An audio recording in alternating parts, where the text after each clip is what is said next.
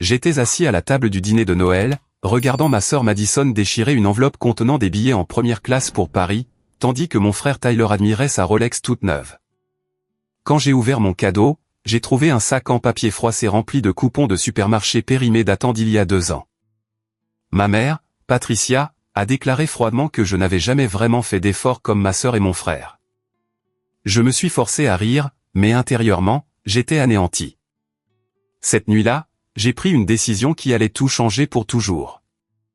Le trajet de retour vers mon studio exigu m'a semblé être les 20 minutes les plus longues de ma vie. L'image de Madison criant de joie pour ses vacances à Paris revenait sans cesse dans mon esprit, suivi du sourire satisfait de Tyler alors qu'il attachait cette Rolex étincelante autour de son poignet. Et puis il y avait moi, Jonathan, tenant un sac d'épicerie contenant des coupons pour des produits que je ne pouvais même pas me permettre quand ils étaient valides. Le sommeil a refusé de venir cette nuit-là. Chaque fois que je fermais les yeux, j'entendais la voix de ma mère trancher la chaleur de Noël comme une lame.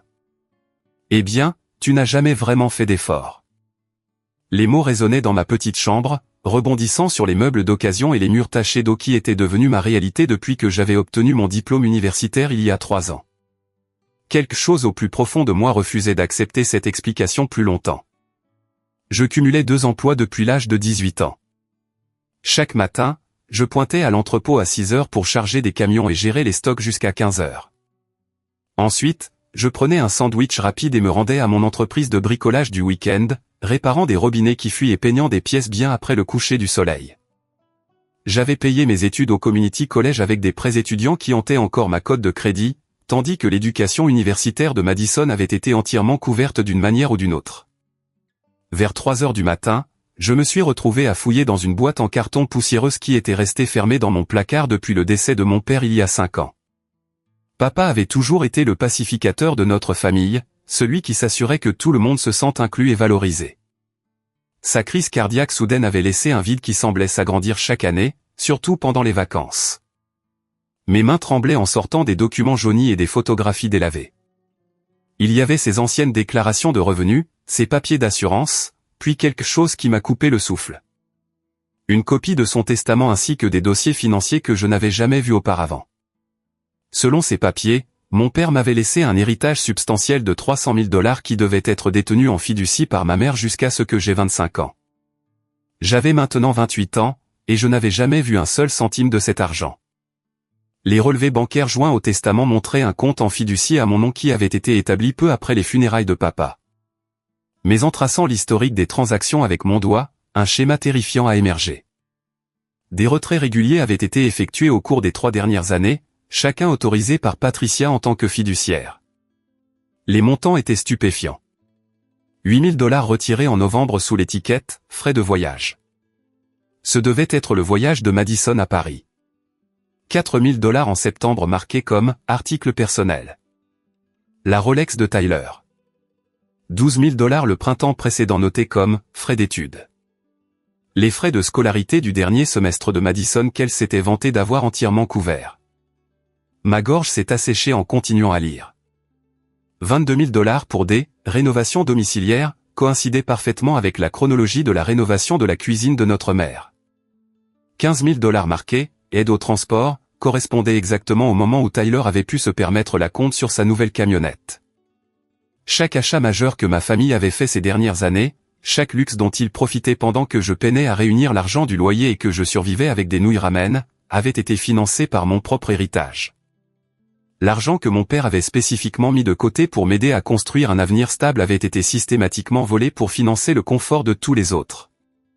J'ai passé le reste de la nuit penché sur mon ordinateur portable à faire des recherches sur les lois relatives aux fonds en fiducie et aux responsabilités fiduciaires. Les sites web juridiques brossaient un tableau clair. Ce que Patricia avait fait n'était pas seulement moralement répréhensible. C'était un vol criminel. En tant que fiduciaire, elle avait l'obligation légale d'utiliser cet argent uniquement à mon profit jusqu'à ce que j'atteigne l'âge spécifié dans l'accord de fiducie. Au moment où la lumière de l'aube filtrait à travers la seule fenêtre de mon appartement, j'avais imprimé des copies de tous les documents pertinents et commencé à formuler un plan. Les coupons périmés n'avaient pas été simplement une négligence ou une cruauté. Ils avaient été une insulte de la part d'une femme qui me volait activement tout en se présentant comme la généreuse pourvoyeuse de mes frères et sœurs. J'ai pensé à toutes les fois où je m'étais senti coupable de ne pas pouvoir offrir de beaux cadeaux pour les anniversaires de Madison et Tyler, à toutes les réunions de famille où j'étais resté assis en silence pendant qu'ils discutaient de leurs derniers achats et opportunités. Me demandant pourquoi je n'arrivais pas à m'en sortir malgré un travail constant. La honte que j'avais portée pendant des années, croyant que j'étais en quelque sorte déficient par rapport à mes frères et sœurs qui réussissaient, a commencé à se transformer en toute autre chose. Une colère juste brûlait dans ma poitrine alors que je réalisais l'ampleur de la tromperie. Il ne s'agissait pas seulement d'argent. Patricia avait orchestré mon exclusion de la prospérité familiale tout en utilisant mon propre héritage pour élever Madison et Tyler. Elle m'avait transformé en l'échec de la famille tout en finançant secrètement la réussite des autres. Le service à l'entrepôt commençait dans 2 heures, mais je me suis porté malade pour la première fois en plus d'1 an. Aujourd'hui, j'allais commencer à me battre, et j'avais besoin de chaque minute pour monter mon dossier correctement. La vérité éclatait enfin au grand jour, et j'avais l'intention de m'assurer qu'elle brillerait assez fort pour que tout le monde la voie. Je suis arrivé à la First National Bank à l'ouverture des portes à 9 heures précises, armé du testament original de mon père, de mon acte de naissance et d'une détermination juste qui m'a surpris moi-même. La réceptionniste du matin m'a dirigé vers Madame Helen Henderson, une femme aux cheveux d'argent qui travaillait dans l'administration des fiducies depuis plus de 2 décennies. Quand j'ai expliqué ma situation et lui ai montré les documents, le comportement professionnel de Madame Henderson s'est transformé en une véritable préoccupation. Elle se souvenait avec affection de mon père, le décrivant comme un homme attentionné, qui avait été très précis sur la protection de l'avenir de son plus jeune fils. Ses doigts se déplaçaient rapidement sur son clavier d'ordinateur alors qu'elle affichait l'historique complet des transactions de mon compte en fiducie. L'écran affichait une chronologie dévastatrice qui était encore pire que ce que j'avais découvert dans ces documents nocturnes. Le visage de Madame Henderson devenait de plus en plus troublé alors qu'elle faisait défiler des mois de retrait non autorisés, chacun soigneusement conçu pour paraître légitime en surface. « Votre mère effectue ses retraits depuis 3 ans, a-t-elle expliqué, sa voix tendue de désapprobation. Chaque fois, elle présente des documents, affirmant qu'il s'agit de vos frais de subsistance, de vos frais d'études ou d'urgence financière. Elle nous a dit que vous traversiez des périodes difficiles et que vous aviez besoin de conseils financiers avisés. La trahison me blessa plus profondément que je ne l'avais imaginé. Patricia n'avait pas seulement volé mon argent. Elle avait créé une fiction élaborée sur mon caractère pour justifier son vol. Selon les dossiers de la banque, j'étais dépeint comme quelqu'un à qui on ne pouvait pas faire confiance avec son propre héritage, quelqu'un qui avait besoin de l'intervention de sa mère pour éviter un désastre financier. Madame Henderson a cliqué sur plusieurs autres écrans, révélant des informations supplémentaires qui m'ont retourné l'estomac. Elle amenait souvent votre sœur et votre frère avec elle lors de ses visites, les présentant comme ses enfants qui réussissaient.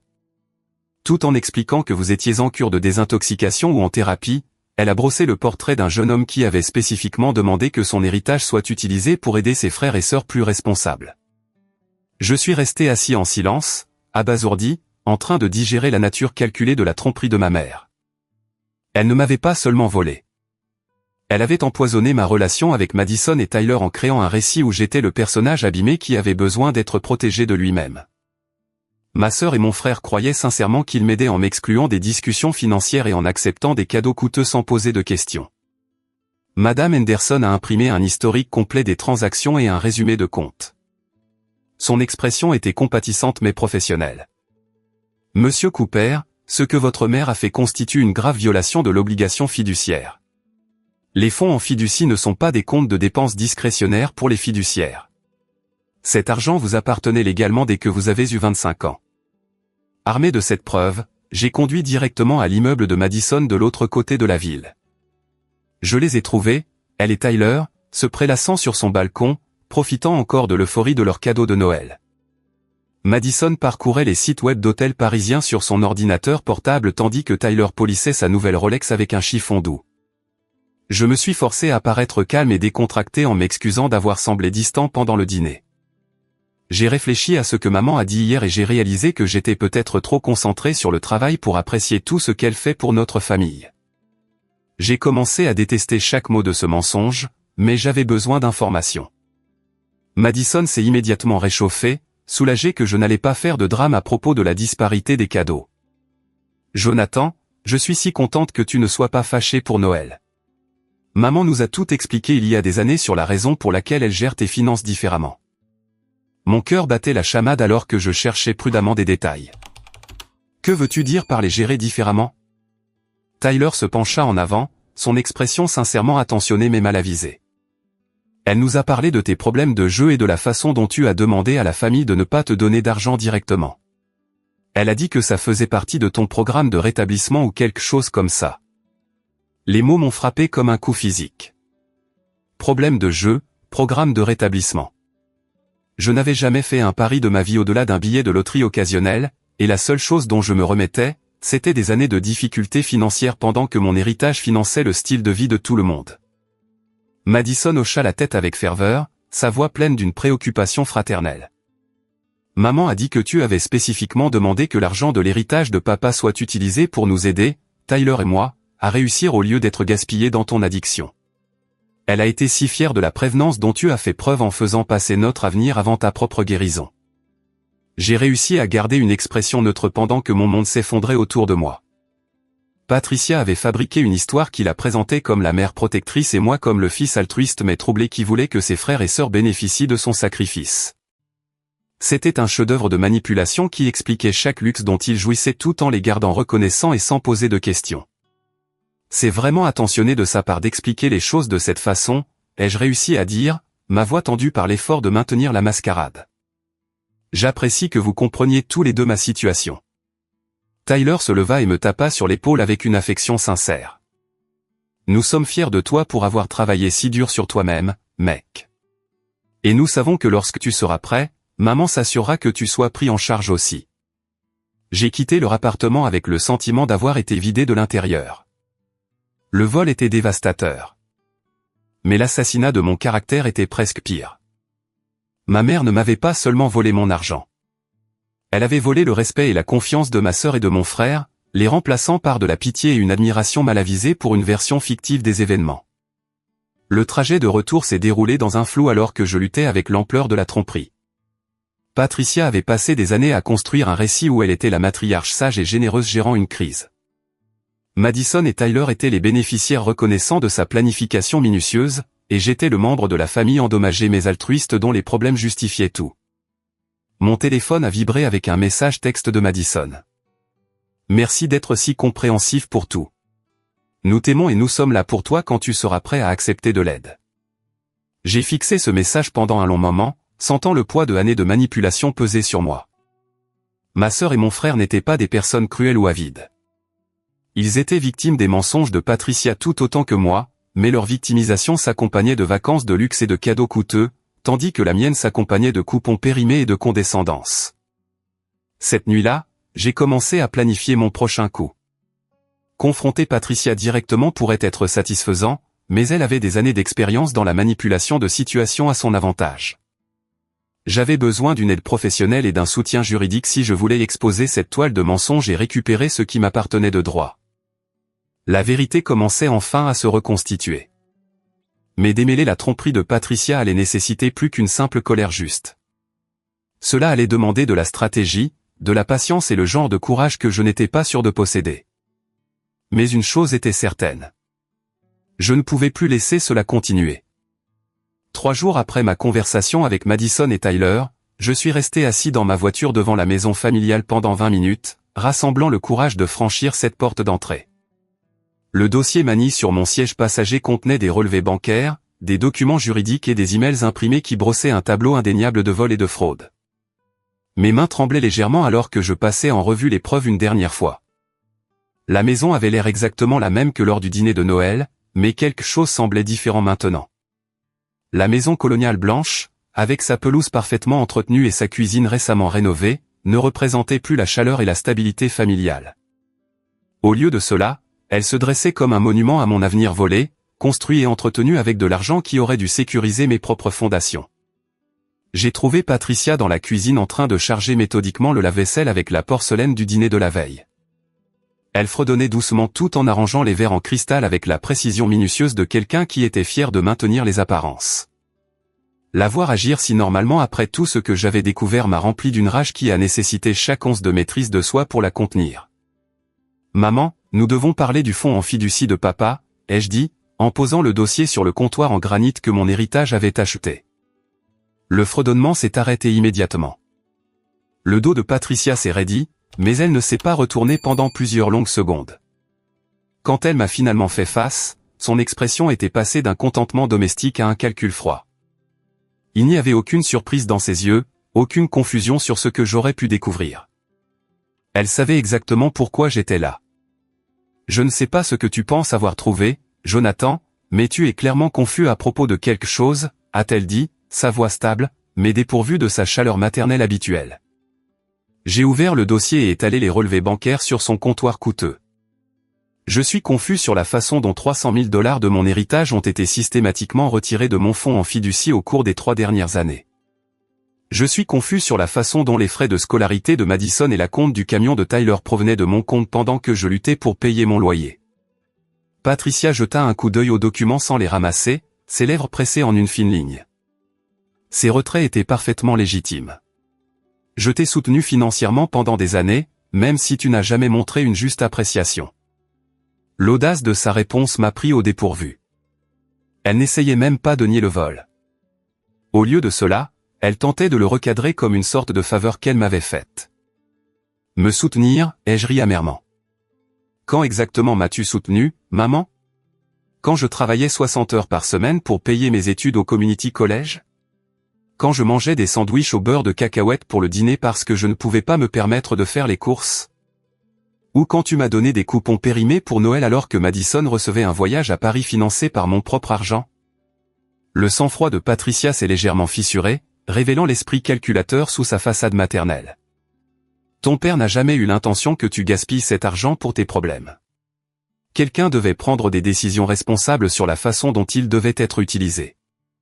Papa a laissé cet argent spécifiquement pour moi, et tu le sais. Tu n'avais aucun droit légal de toucher un seul dollar. J'ai sorti le testament original et les documents de la fiducie, soulignant le langage clair qui me désignait comme unique bénéficiaire. Ce n'est pas à toi de prendre cette décision. Son rire était froid et sans humour. Un droit légal? Je t'ai élevé pendant 18 ans, Jonathan. Je t'ai nourri, habillé et mis un toit sur ta tête. Ce fonds en fiducie n'était qu'un remboursement pour tout ce que j'ai investi en toi avant que tu ne deviennes une telle déception. Les mots m'ont blessé, mais je me suis forcé à rester concentré sur les faits. Tu n'as pas droit à un remboursement de mon héritage. Tu as choisi d'avoir des enfants, ce qui signifie que tu as choisi de les soutenir. Papa m'a laissé cet argent parce qu'il voulait que j'aie des opportunités, pas parce qu'il te devait quoi que ce soit. Patricia s'est approchée, sa voix baissant à un murmure dangereux. Ton père t'a laissé cet argent parce que je l'ai convaincu que tu aurais besoin d'une aide supplémentaire. Il n'a jamais pensé que tu arriverais à quelque chose par toi-même, et honnêtement, moi non plus. Madison et Tyler ont prouvé qu'ils peuvent faire quelque chose d'eux-mêmes. Toi, tu travailles dans un entrepôt et tu répares des toilettes. L'attaque personnelle était conçue pour me blesser, pour me faire douter de ma valeur et reculer face à cette confrontation. Mais connaître la vérité sur mes opportunités volées m'a donné de la force au lieu de la honte. Je travaille dans un entrepôt parce que tu as volé l'argent que papa m'a laissé pour créer une entreprise ou acheter une maison. Je répare des toilettes parce que j'essaie de construire quelque chose de mes propres mains au lieu d'attendre l'aumône. Madison et Tyler ont réussi parce que tu leur as donné mes ressources tout en leur disant que j'étais trop irresponsable pour mériter de l'aide. Le masque de Patricia est finalement tombé complètement, révélant la femme manipulatrice en dessous. Tu n'as aucune idée de ce dont tu parles. Madison et Tyler ne croiront jamais tes accusations ridicules. J'ai passé des années à construire leur compréhension de qui tu es vraiment. Tu veux dire les mensonges que tu leur as racontés sur des problèmes de jeu et des programmes de désintoxication? J'ai sorti des copies imprimées de l'historique de mes transactions bancaires montrant des années de dépôt de salaire minimum sans retrait de casino ou dépenses suspectes. Je n'ai jamais eu d'addiction à quoi que ce soit, sauf à me tuer au travail pendant que tu me volais à l'aveuglette. Pour la première fois, l'incertitude a vacillé sur les traits de Patricia. Elle ne s'était pas attendue à ce que je découvre les mensonges spécifiques qu'elle avait racontés à mes frères et sœurs, et les preuves devant elle rendaient ces mensonges impossibles à maintenir. Même si tu penses pouvoir prouver quelque chose, ça n'aura pas d'importance, a-t-elle dit, ralliant ses défenses. Madison et Tyler me font entièrement confiance. Si tu essaies de les empoisonner contre moi avec ces fantasmes, je leur dirai simplement que tu fais une dépression nerveuse. Je dirais que tu es désespéré pour de l'argent pour nourrir n'importe quelle addiction qui a finalement fait surface. J'ai senti la conversation s'éloigner des faits et revenir sur son terrain de prédilection, la manipulation et l'assassinat de caractère. Patricia avait passé des années à perfectionner sa capacité à contrôler les récits et à gérer les perceptions. Une confrontation directe était exactement ce à quoi elle s'était préparée. Je ne suis pas ici pour négocier avec toi à ce sujet, ai-je dit, en rassemblant les documents dans mon dossier. Je suis ici pour te dire que je sais ce que tu as fait, et je vais poursuivre toutes les options légales pour récupérer mon argent et exposer ta fraude. Patricia a souri, mais il n'y avait aucune chaleur dans son sourire. Vas-y, essaie, Jonathan. Je détruirai ta relation avec tes frères et sœurs de façon permanente si tu poursuis cette voie. Ils me choisiront toujours plutôt que toi, surtout quand je leur parlerai de ta dépression nerveuse et de tes mensonges désespérés. Comme pour prouver son point, elle a sorti son téléphone et a commencé à taper rapidement. En quelques secondes, j'ai entendu les sons de notification de messages textes envoyés. Elle a tourné l'écran vers moi, montrant les messages qu'elle venait d'envoyer à Madison et Tyler. Jonathan est passé aujourd'hui en lançant des accusations folles à propos d'argent. Je m'inquiète pour son état mental. Il semble penser que je lui dois quelque chose et devient agressif à ce sujet. S'il vous plaît, soyez prudent avec lui jusqu'à ce que nous puissions comprendre ce qui ne va pas. La manipulation se déroulait en temps réel juste devant moi. Patricia commençait déjà à transformer cette confrontation en une preuve de mon instabilité, préparant le terrain pour rejeter tout ce que je pourrais dire plus tard à mes frères et sœurs.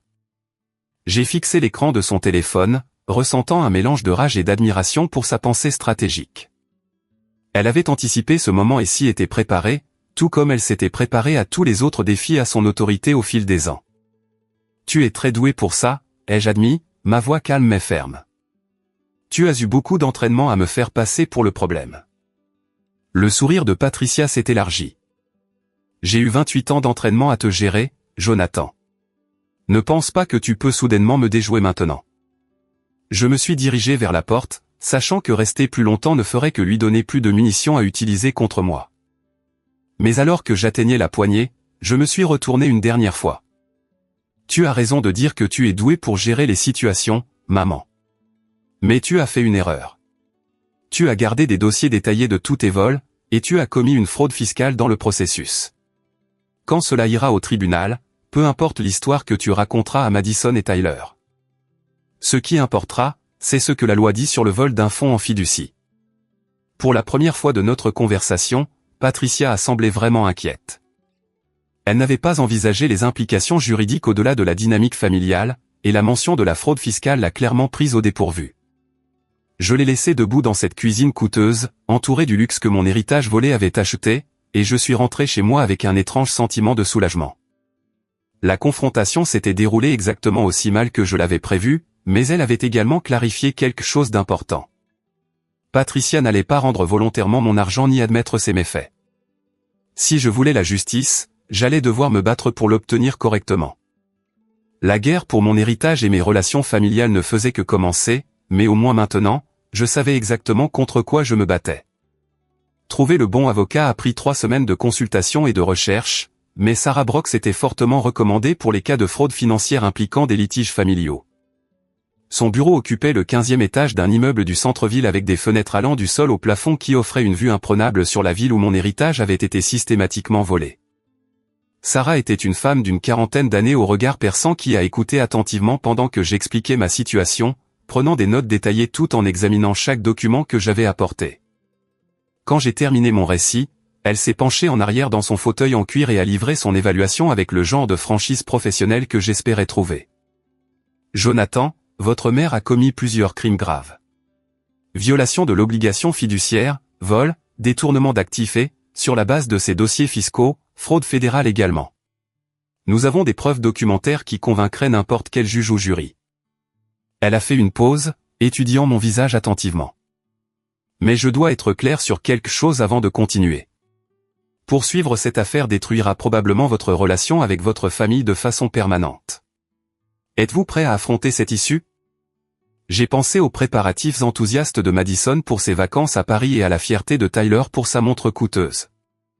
J'ai pensé à des années de sentiments d'inadéquation et d'exclusion pendant que mon propre argent finançait le succès de tout le monde. Plus important encore, j'ai pensé à l'intention de mon père de me fournir des opportunités qui avaient été volées avant même que je sache qu'elles existaient. Ma relation avec ma famille est déjà détruite, lui ai-je dit. Elle a juste été détruite par des mensonges au lieu de la vérité. Je préfère qu'il me déteste pour avoir poursuivi la justice plutôt que de continuer à aimer une fiction sur qui je suis. Sarah a hoché la tête avec approbation et a commencé à exposer notre stratégie juridique. Nous allions intenter une poursuite civile exigeant le retour de tous les fonds volés plus les intérêts et les dommages. Simultanément, elle transmettrait nos preuves au bureau du procureur de district pour d'éventuelles poursuites pénales. La beauté de cette affaire, c'est que votre mère a tout documenté, a expliqué Sarah, en pointant les relevés bancaires. Elle était si confiante dans son contrôle de la situation qu'elle a tenu des registres méticuleux de son vol. Elle a même déclaré certains de ses retraits comme des cadeaux à vos frères et sœurs sur ses déclarations de revenus, ce qui crée des accusations de fraude fiscale fédérale. En 2 semaines, Patricia a reçu la notification officielle de notre poursuite. Sa réponse a été rapide et prévisible. Elle a engagé Theodore Blackwood, un avocat coûteux connu pour traiter avec des clients fortunés dans les litiges familiaux. Plus important encore, elle a lancé une contre-offensive immédiate conçue pour me discréditer et rallier le soutien de la famille. L'assassinat de mon caractère a commencé par des appels téléphoniques à des parents éloignés. Patricia a contacté des tantes, des oncles et des cousins à qui je n'avais pas parlé depuis des mois, expliquant que je la poursuivais pour de l'argent qu'elle avait dépensé pour m'aider à traverser une cure de désintoxication. Elle s'est présentée comme une mère qui souffrait depuis longtemps, attaquée par un fils ingrat désespéré de financer son addiction au jeu. Madison et Tyler sont d'abord restés neutres, confus par les récits contradictoires, mais espérant une résolution pacifique. Cela a changé lorsque Patricia leur a montré des conversations par SMS fabriquées qu'elle prétendait provenir de moi, suppliant pour de l'argent et proférant des menaces en cas de refus. En utilisant un numéro de téléphone secondaire, elle avait créé tout un récit fictif de messages désespérés qui me dépeignaient comme instable et potentiellement dangereux. La pression familiale s'est intensifiée lorsque Madison a lancé une campagne sur les réseaux sociaux pour défendre notre mère. Ses publications sur Facebook décrivaient une veuve en deuil, victime d'un fils qui ne pouvait pas accepter la responsabilité de ses propres échecs. La section des commentaires s'est remplie de soutien d'amis de la famille qui ne savaient rien de la situation réelle, mais qui étaient désireux d'offrir leur sympathie et leur indignation au nom de Patricia. La réaction de Tyler a été plus directe et considérablement plus douloureuse. Il m'a confronté à l'entrepôt pendant ma pause déjeuner, provoquant une scène devant mes collègues qui a failli me coûter mon emploi. Son visage était rouge de colère alors qu'il m'accusait d'essayer de détruire notre famille pour de l'argent. « Maman a tout sacrifié pour t'aider à te sevrer. Et c'est comme ça que tu la remercies », a-t-il crié, sa voix portant à travers le quai de chargement. Elle a soutenu ta misérable vie pendant des années pendant que tu déconnais avec la drogue et le jeu. J'ai essayé d'expliquer la vérité sur le vol du fonds en fiducie, mais Tyler n'était pas intéressé par les preuves ou les documents. Le récit de Patricia avait pris racine dans son esprit, et ma poursuite ne faisait que confirmer tout ce qu'elle lui avait dit sur mon caractère et mes motivations. Le bilan émotionnel était dévastateur, mais l'élan juridique restait fort. L'enquête de Sarah avait découvert des preuves supplémentaires qui renforçaient considérablement notre dossier. Les dossiers fiscaux de Patricia montraient qu'elle avait déclaré les importants retraits de mon fonds en fiducie comme des cadeaux à Madison et Tyler, mais elle n'avait jamais déposé les déclarations de dons requises ni payé les impôts correspondants. La fraude à l'impôt sur les dons est un crime fédéral, a expliqué Sarah lors d'une de nos réunions stratégiques hebdomadaires. Votre mère a essayé de jouer sur les 2 tableaux.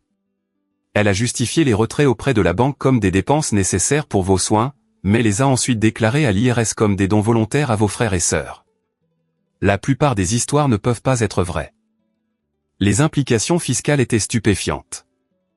Patricia devait des milliers de dollars d'impôts sur les dons impayés, plus les pénalités et les intérêts qui s'étaient accumulés pendant des années. L'IRS a commencé sa propre enquête après que Sarah ait transmis nos preuves, ajoutant une pression fédérale à la poursuite civile. En 6 semaines, Patricia a reçu des avis de vérification des autorités fiscales étatiques et fédérales. Les pénalités financières seules pourraient atteindre 6 chiffres, sans compter les éventuelles accusations criminelles pour évasion fiscale. Son avocat coûteux a conseillé un règlement immédiat pour éviter les poursuites, mais Patricia a refusé de reconnaître tous mes faits. Son défi a déconcerté même son propre conseil juridique.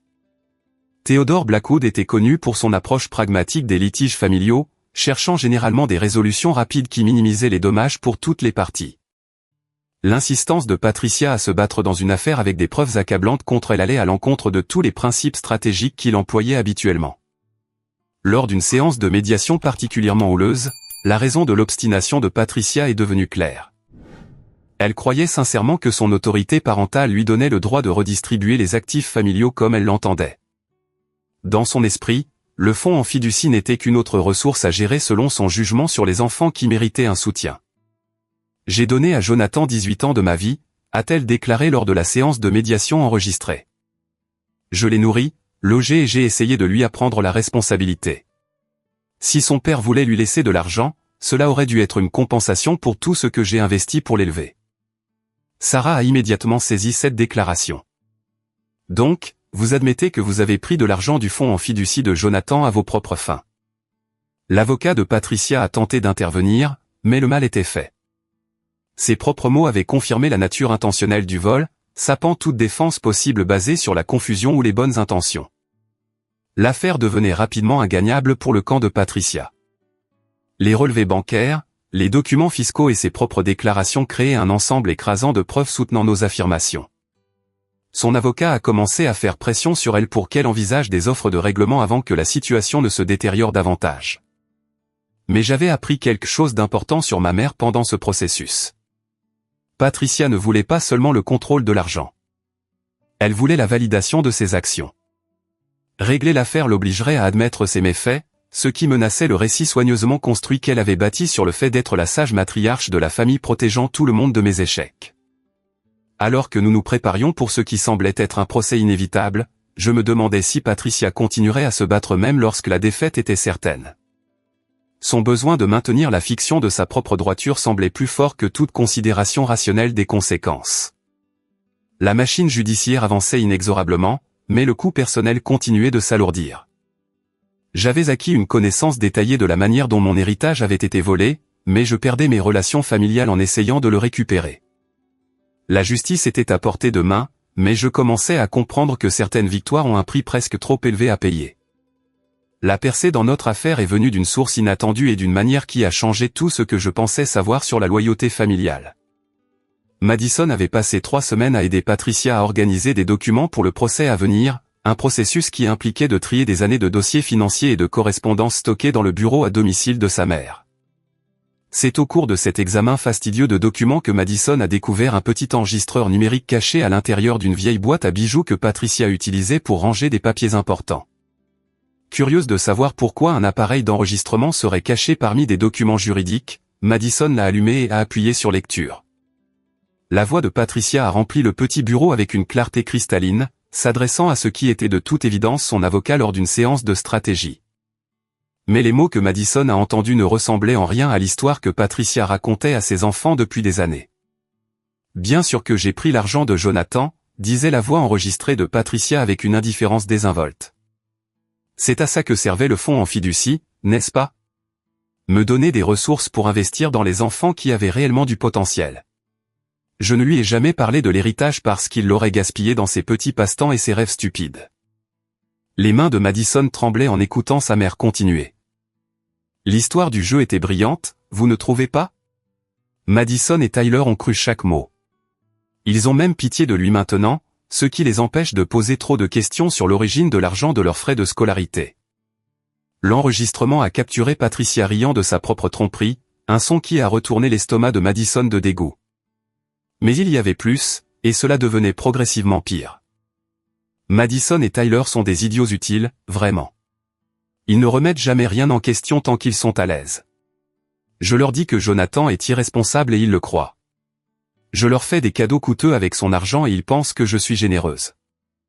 C'est presque trop facile de les manipuler quand ils veulent croire qu'ils sont spéciaux. Madison écoutait avec horreur alors que Patricia continuait à exposer sa stratégie pour maintenir le contrôle sur le récit familial. La femme sur l'enregistrement exprimait une satisfaction sincère de me maintenir à ma place tout en s'assurant que ses vrais favoris aient la belle vie qu'ils méritaient. Jonathan a toujours été trop indépendant pour son propre bien, expliquait la voix de Patricia. Son père l'a gâté avec toutes ses bêtises sur le fait de suivre ses rêves et de construire quelque chose de significatif. J'ai passé des années à lui apprendre qu'il n'est pas aussi spécial qu'il le pensait, et ça marche enfin. Il accepte les miettes maintenant et s'en reconnaissant. L'enregistrement a également révélé des informations que Madison n'avait jamais connues sur la dynamique de notre famille. Patricia a admis avoir intercepté des cartes d'anniversaire et de Noël que j'avais envoyées à mes frères et sœurs au fil des ans, les empêchant de recevoir mes tentatives de maintenir nos relations. Elle m'avait systématiquement isolé de Madison et Tyler tout en les convainquant que c'était moi qui prenais mes distances. Le choc de Madison s'est transformé en rage alors que toute l'ampleur de la manipulation de notre mère devenait claire. Tout ce qu'elle avait cru sur nos relations familiales était basé sur des mensonges soigneusement orchestrés. L'enregistrement contenait près d'une heure de Patricia discutant de ses stratégies pour gérer les perceptions de ses enfants et maintenir sa position d'autorité morale de la famille. Incapable de gérer seule cette révélation, Madison a immédiatement appelé Tyler et a insisté pour qu'il vienne tout de suite. Elle lui a fait écouter l'enregistrement sans explication, regardant son visage passer de la confusion à l'incrédulité, puis à la fureur alors que les véritables pensées de Patricia remplissaient la pièce. Elle nous a menti sur tout, a dit Tyler lorsque l'enregistrement s'est finalement terminé, sa voix à peine plus qu'un murmure. Jonathan n'a jamais eu de problème de jeu. Elle a tout inventé pour justifier le vol de son héritage. Madison pleurait à ce moment-là, submergée par la culpabilité et la colère à parts égales. Nous avons participé à ça, Tyler. Nous avons pris son argent et nous nous sentions bien parce que nous pensions le protéger de lui-même. Nous avons cru ses mensonges et l'avons traité comme s'il était abîmé. Ils ont passé les 2 heures suivantes à écouter l'enregistrement, essayant à plusieurs reprises de comprendre comment ils avaient pu être si complètement trompés. Les preuves de la manipulation de Patricia étaient accablantes, mais elles les ont également forcés à affronter des vérités inconfortables sur leur propre volonté d'accepter un récit qui leur était financièrement bénéfique. Les frères et sœurs ont réalisé qu'ils n'avaient jamais sérieusement remis en question pourquoi leur mère pouvait se permettre des cadeaux aussi chers ou des frais d'études sur son modeste revenu. Ils avaient voulu croire en sa générosité et en leur propre statut spécial au sein de la famille, ce qui faisait d'eux des cibles parfaites pour sa tromperie. Armés de cette preuve explosive, Madison et Tyler ont conduit directement à la maison de Patricia pour une confrontation qui se préparait depuis des années sans qu'ils s'en rendent compte. Ils l'ont trouvée dans le salon en train de regarder la télévision et de savourer un verre de vin comme si elle n'avait aucun souci au monde. « Nous avons trouvé ton enregistrement », a annoncé Madison, en posant l'appareil sur la table basse entre eux. Le sang-froid de Patricia s'est immédiatement fissuré. Le verre de vin a glissé de ses doigts, tachant le tapis coûteux que mon héritage avait acheté. Pour la première fois de mémoire, elle était complètement sans voix, prise au dépourvu par une preuve qu'elle avait oublié l'existence. « Tu nous as appelés des idiots utiles », a dit Tyler, sa voix épaisse de blessure et de trahison.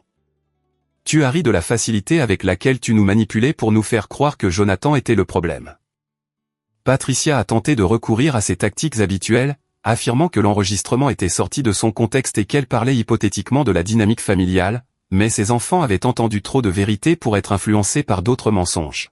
« Tu as volé son héritage et tu nous as convaincus qu'il était irresponsable, » a dit Madison, sa voix gagnant en force alors qu'elle parlait. « Tu as intercepté ses cartes d'anniversaire et tu nous as fait croire qu'il ne se souciait pas de maintenir les relations. Tu nous as retournés contre notre propre frère avec des mensonges. » La confrontation a duré plus de 2 heures, Patricia niant, justifiant et minimisant tour à tour ses actions.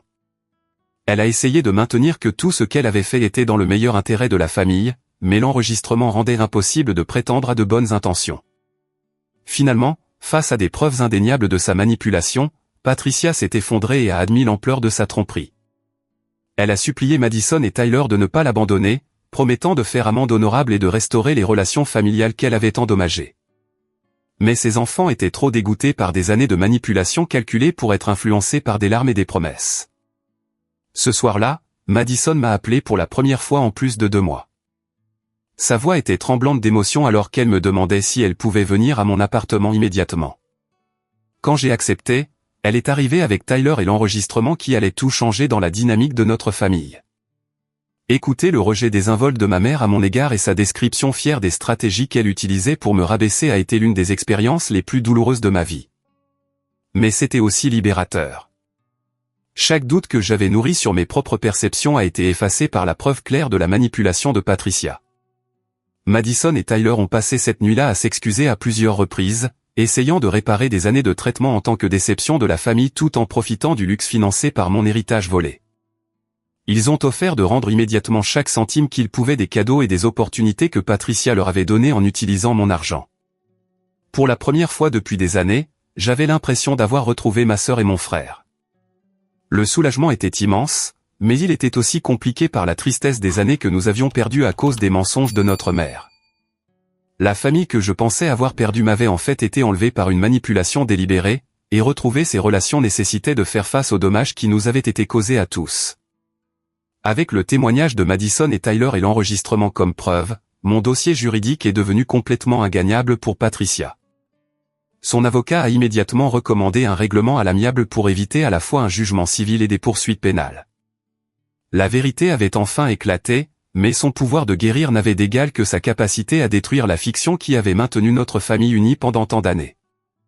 La capitulation de Patricia est venue rapidement une fois que Madison et Tyler ont clairement indiqué qu'ils témoigneraient contre elle au tribunal. Theodore Blackwood, son avocat coûteux, a demandé une réunion d'urgence avec Sarah et moi, expliquant que sa cliente était maintenant disposée à discuter des termes d'un règlement pour éviter un procès public. La réunion a eu lieu dans la salle de conférence de Sarah un jeudi matin gris qui semblait lourd du poids des années de tromperie enfin exposées. Patricia est arrivée l'air harassée et vaincue, un contraste frappant avec la femme confiante qui avait rejeté mes préoccupations quelques mois plus tôt. Ses vêtements de marque ne pouvaient cacher le tribut qu'une affaire ingagnable lui avait fait payer. Ma cliente reconnaît que certaines transactions financières ont pu être inappropriées, a commencé prudemment Théodore, et elle est prête à faire restitution pour éviter un litige prolongé. Sarah n'était pas intéressée par les euphémismes ou les formules pour sauver la face. Votre cliente a systématiquement volé 300 000 $ du fonds en fiducie de mon client sur une période de 3 ans. Nous ne sommes pas ici pour discuter de transactions inappropriées. Nous sommes ici pour discuter de vol criminel et de fraude. La demande de règlement initiale était simple, rendre les 300 000 $ volés plus 3 ans d'intérêt accumulés au taux du marché, portant le total à 412 000 $. De plus, Patricia devrait payer un loyer au prix du marché pour les années où elle avait vécu dans la maison qui appartenait légalement à ma fiducie. Mais l'enquête de Sarah avait révélé une dernière révélation choquante qui a rendu les négociations de règlement beaucoup plus complexes que quiconque ne l'avait prévu. Lors de son examen forensique de la documentation du fonds en fiducie, elle a découvert que la maison familiale avait été achetée avec l'argent de mon héritage peu après la mort de mon père. L'acte de propriété montre que ce bien est détenu en fiducie pour Jonathan, a annoncé Sarah en faisant glisser des copies des registres de propriété sur la table de conférence. Madame Cooper a vécu sans payer de loyer dans la maison de son fils pendant 5 ans tout en volant systématiquement son fonds en fiducie. Le visage de Patricia est devenu blanc alors que les implications devenaient claires. Non seulement elle avait volé l'argent de mon héritage, mais elle avait occupé illégalement ma propriété tout en revendiquant la propriété. La maison qu'elle considérait comme son sanctuaire et un symbole de l'autorité maternelle était en fait la mienne, achetée avec l'héritage qu'elle pillait systématiquement. Théodore a examiné les documents de propriété avec une inquiétude croissante, réalisant que la position juridique de sa cliente était devenue complètement intenable. Patricia ne me devait pas seulement de l'argent. Elle me devait un loyer pour des années d'occupation non autorisée, plus la possession immédiate d'un bien qui m'appartenait légalement. Le calcul financier était dévastateur pour Patricia. Au-delà des 400 000 $ du fonds d'héritage volé, elle devait environ 60 000 $ de loyers impayés, calculés au taux du marché pour la maison de 5 chambres. La demande de règlement total approchait le demi-million de dollars, une somme qu'elle ne possédait tout simplement pas. Le seul atout important de Patricia était la maison elle-même, qu'elle devrait abandonner immédiatement puisqu'elle appartenait légalement à ma fiducie.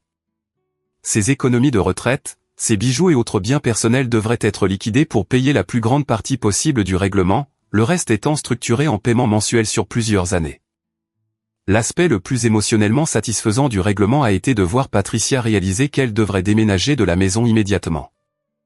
La maison où elle avait organisé des dîners de Noël en me donnant des coupons périmés, où elle avait planifié des stratégies pour maintenir sa manipulation, où elle s'était sentie en sécurité dans sa position de matriarche de la famille, était en fait ma propriété qu'elle occupait illégalement. Madison et Tyler ont insisté pour contribuer au paiement du règlement de leur mère malgré mes protestations qu'ils étaient aussi victimes de sa tromperie. Madison a rendu sa voiture et m'a donné les 8 000 $ qui avaient été budgétisés pour son voyage à Paris, expliquant qu'elle ne pouvait pas profiter de vacances financées par de l'argent volé. Tyler a vendu sa Rolex et son camion, contribuant plus de 15 000 $ pour aider à rembourser l'argent de l'héritage qui avait été utilisé pour son éducation et son acompte. Les deux frères et sœurs ont trouvé un deuxième emploi pour aider à payer des versements mensuels supplémentaires pour la dette de Patricia. Leur volonté de sacrifier leur propre confort pour aider à corriger le vol de notre mère signifiait plus pour moi que l'argent lui-même. Pour la première fois depuis des années, j'avais l'impression que nous étions vraiment une famille unie par l'honnêteté plutôt que divisée par la manipulation. L'enquête pour fraude fiscale a entraîné des pénalités supplémentaires qui ont aggravé la détresse financière de Patricia. L'IRS a imposé des amendes substantielles pour les impôts sur les dons non déclarés, plus les intérêts qui s'étaient accumulés pendant des années. Elle n'a évité les poursuites pénales qu'en coopérant pleinement à l'enquête et en acceptant un plan de paiement structuré qui la maintiendrait sous surveillance financière pour la prochaine décennie. Patricia a été forcée de déménager dans un appartement d'une chambre de l'autre côté de la ville et de prendre un emploi dans un grand magasin pour faire face à ses obligations de règlement.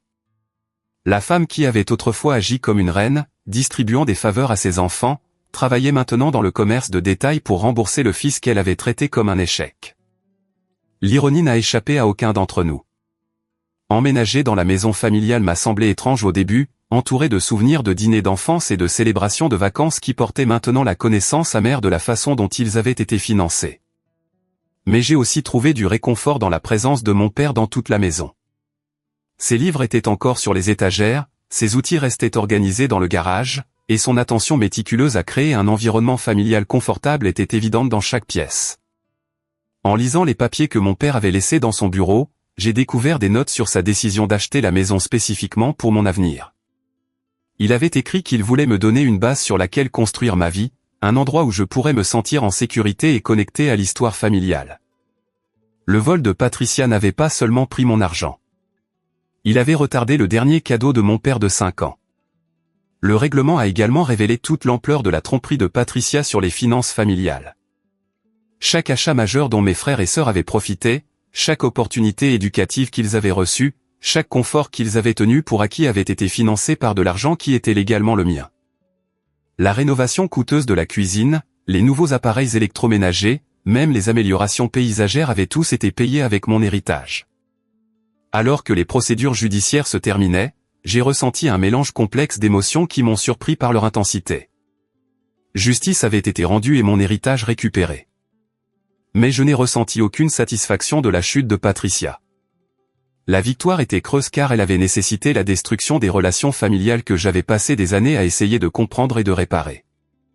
La femme qui m'avait élevé, qui m'avait appris à faire du vélo et m'avait aidé avec mes devoirs, m'avait aussi systématiquement volé tout en empoisonnant mes relations avec mes frères et sœurs.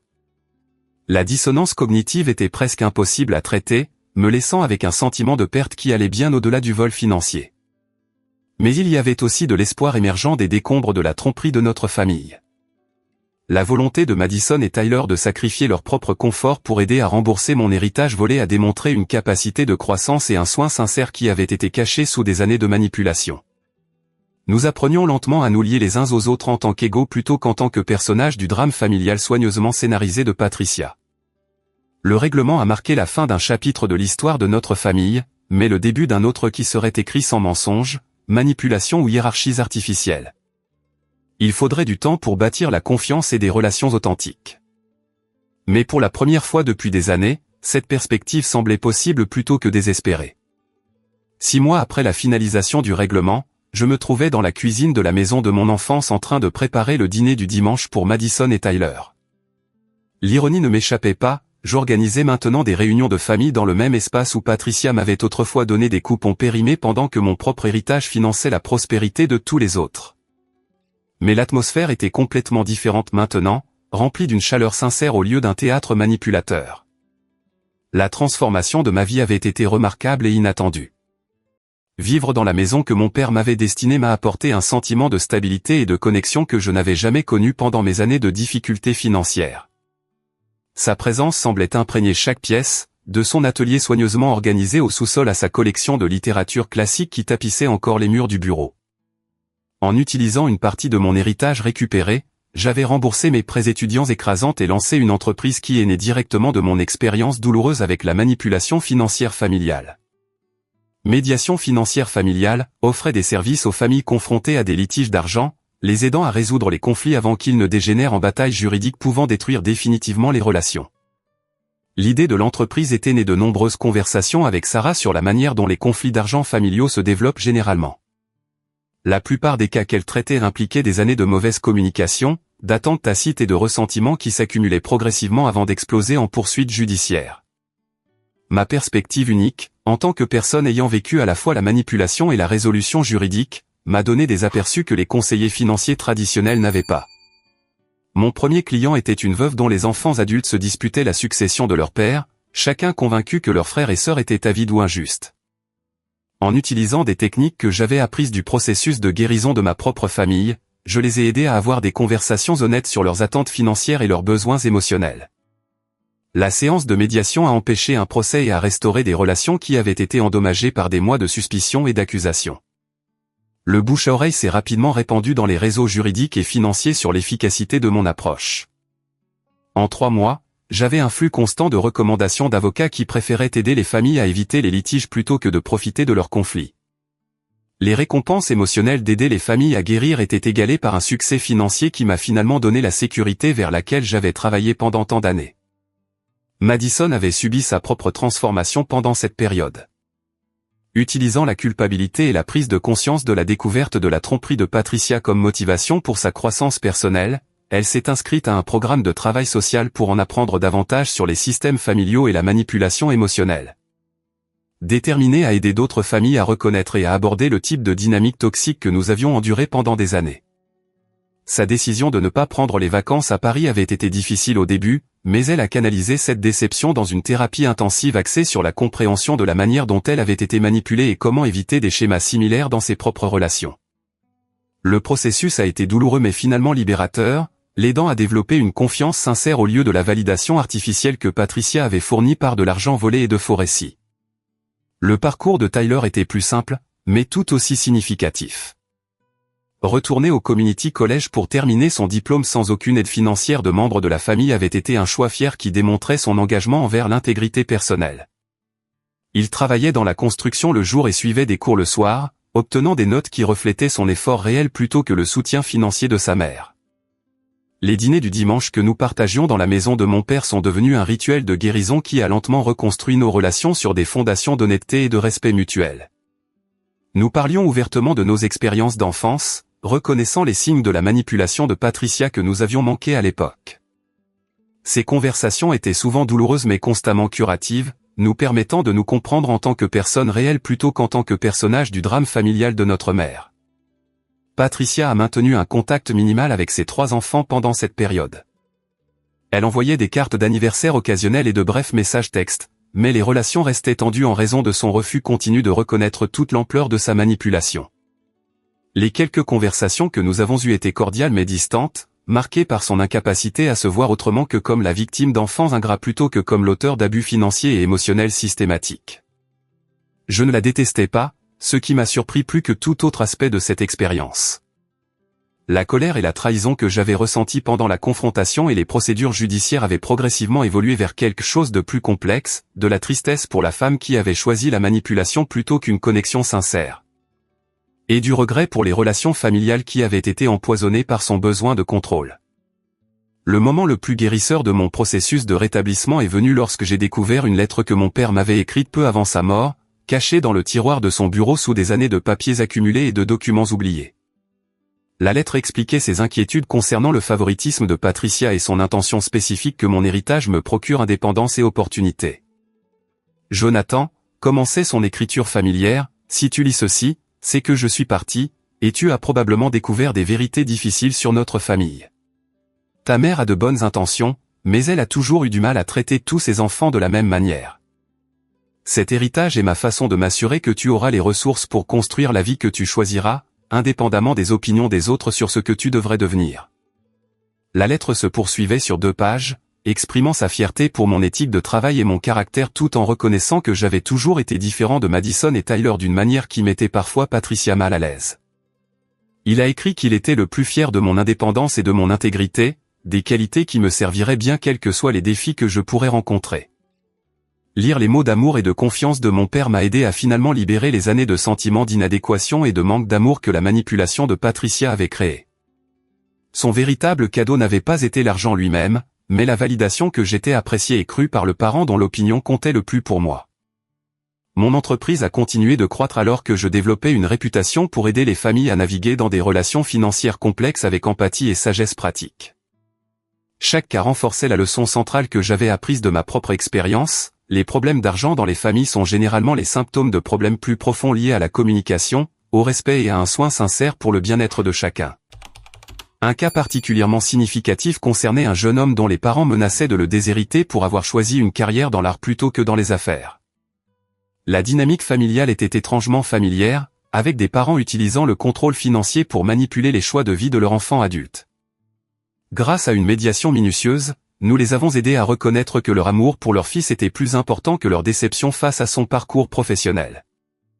L'affaire s'est terminée avec la création par les parents d'un modeste fonds en fiducie pour soutenir le développement artistique de leur fils, tandis qu'il acceptait de maintenir une communication régulière sur ses progrès et sa stabilité financière. Le compromis protégeait à la fois l'indépendance du jeune homme et le besoin de ses parents de se sentir connectés à son succès. Alors que j'organisais un autre dîner du dimanche pour Madison et Tyler, rejoints désormais par leur partenaire romantique qui faisait partie de notre cercle familial reconstruit. J'ai réfléchi au parcours depuis ce matin de Noël dévastateur jusqu'à ce moment de connexion sincère et de but partagé. Les cadeaux que nous échangions maintenant étaient modestes mais attentionnés, choisis avec soin plutôt qu'en fonction de leur valeur monétaire. La conversation était authentique et chaleureuse, remplie de rires sur des souvenirs partagés et de projets pour l'avenir que nous construisions ensemble. Madison parlait de ses progrès à l'école de travail social, Tyler partageait des nouvelles de son dernier semestre avant l'obtention de son diplôme, et je décrivais mon dernier cas de médiation réussi. En regardant autour de la table de la salle à manger, mes frères et sœurs et leurs partenaires, j'ai réalisé que la trahison de Patricia, bien que dévastatrice à l'époque, nous avait finalement forcés à découvrir notre propre force et à développer des relations sincères basées sur l'honnêteté plutôt que sur la manipulation. La douleur de la découverte avait mené à la vérité, et la vérité avait créé un espace pour que l'amour véritable puisse grandir. Alors que nous débarrassions la table et nous préparions à passer la soirée à jouer à des jeux de société et à regarder des films, j'ai pensé à la leçon de vie qui avait émergé de toute cette expérience. Parfois, les personnes qui nous blessent le plus sont celles qui nous forcent par inadvertance à découvrir notre propre résilience et notre capacité à guérir. La vraie famille, ce n'est pas une question d'argent ou de cadeaux coûteux. C'est une question d'honnêteté, de respect et de choisir de s'aimer malgré nos défauts et nos erreurs. Lorsque nous cessons d'accepter la manipulation et exigeons l'authenticité dans nos relations, nous créons des opportunités pour que de véritables connexions se développent. Le processus est souvent douloureux et nécessite parfois des choix difficiles. Mais les relations qui en résultent sont plus fortes et plus significatives que tout ce qui est construit sur des mensonges ou des fondations artificielles. L'héritage de mon père était bien plus qu'une sécurité financière. Il s'agissait de me donner l'indépendance et les ressources nécessaires pour construire une vie basée sur mes propres valeurs et choix. Le vol de Patricia avait retardé ce cadeau, mais n'avait pas pu détruire son but ultime, m'aider à devenir la personne que j'étais censé être. Maintenant, alors que je vois mes frères et sœurs s'épanouir dans leurs propres projets, tandis que nous maintenons des liens sincères fondés sur le respect mutuel et une honnêteté partagée, je réalise que le plus grand héritage n'était pas du tout l'argent. C'était d'apprendre que nous avons le pouvoir de choisir quelles relations accepter et quels comportements tolérer. Merci d'avoir écouté mon histoire et j'espère qu'elle vous aidera à trouver le courage d'exiger l'honnêteté et le respect que vous méritez dans vos propres relations. Mario's on the phone with Misty Nova. Oh wait, What? wait, I meant as Misty Nova. Oh, there you go. Okay. And then like, gonna get a little weird, but Oxy's talking to Mario. A little weird. A little weird. I As think long this guy as I is on get some Tommy crack. voice clip cameos, I'll be happy. Who? Wait, what is Misty the Nova. train? Terraria? Misty Nova as the voice line as Tommy. I want to be Tommy. Toxic could be the evil scientist people. Oh my God, we're so see. Go, Look, Tommy. we're building this. We're We're making, building this. We're making it happen. and then Unworldly can make a cameo. Oh my God. Oh no, Unruly's gonna be. I discarded all my electronics to be. Yeah. And then I paused my game to be there.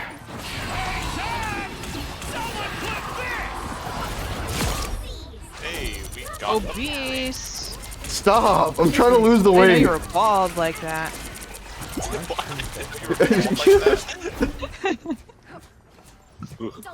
First calling me fat and then Chuck, bald. you could almost be like the Buddha guy. I almost could set my head on your, Oh, my hand on your head. fuck for you. You're almost Come on, like man, the you took Buddha a lot. guy. Yeah.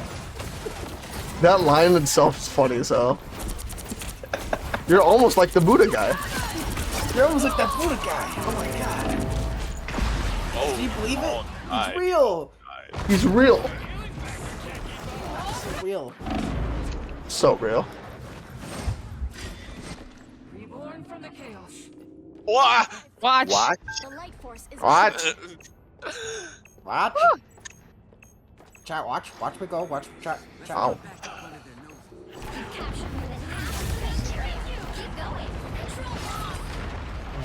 Maybe I should just stick to Captain America.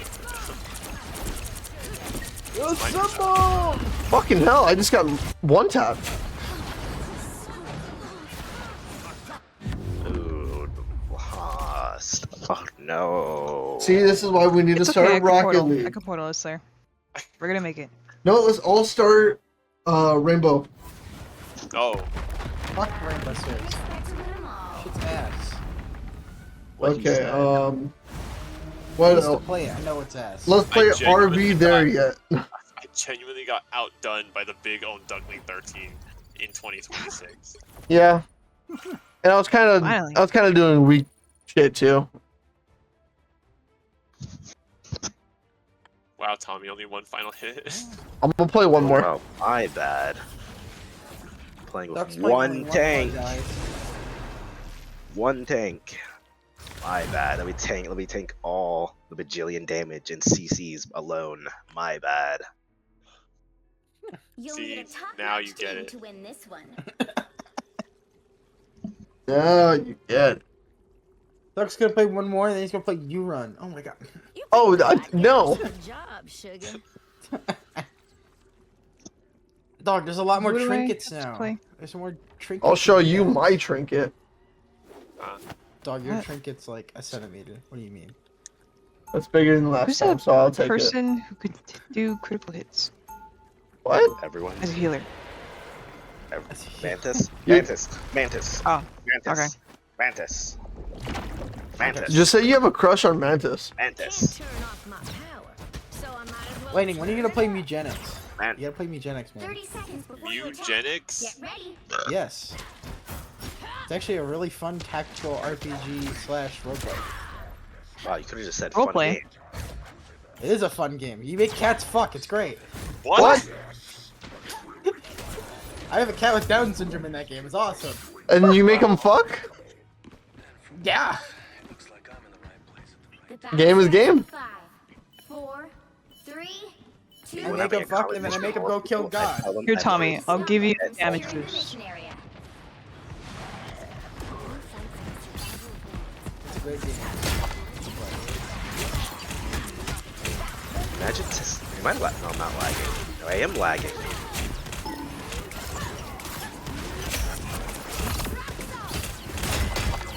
I think they gave us a bot lobby. Shut up. This is the last game. This is a really good lobby. They're on the point. They're on the point. See? It's not a bot lobby.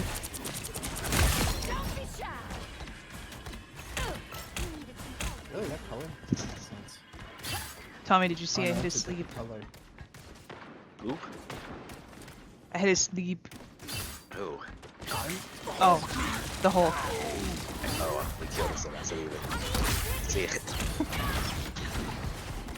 Murder! Guy beating me up. Oh my god, they're all in. There's like 3 in this room.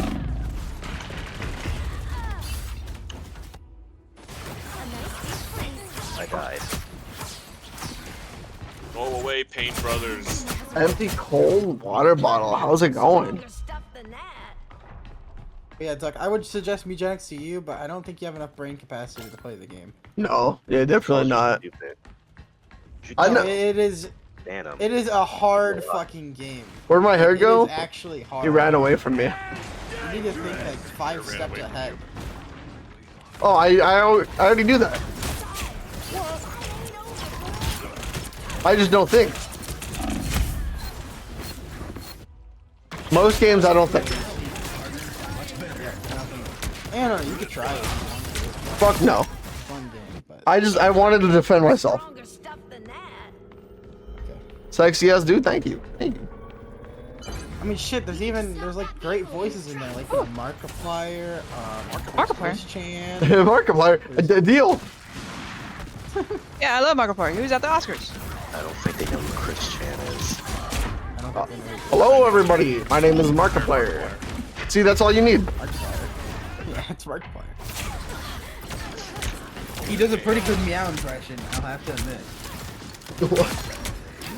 Yeah, no, like, all the voice acting in the game is done with meows. Oh, meow.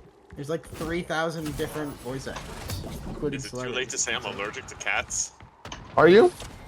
You don't have to breathe them, He's trust not. me. He's a liar. You're not next to him. They're all in a house. You're fine.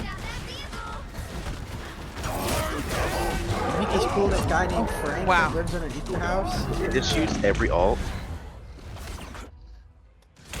I think I heard Why every is alt. the Hulk Lord icon on his Hulk so ugly?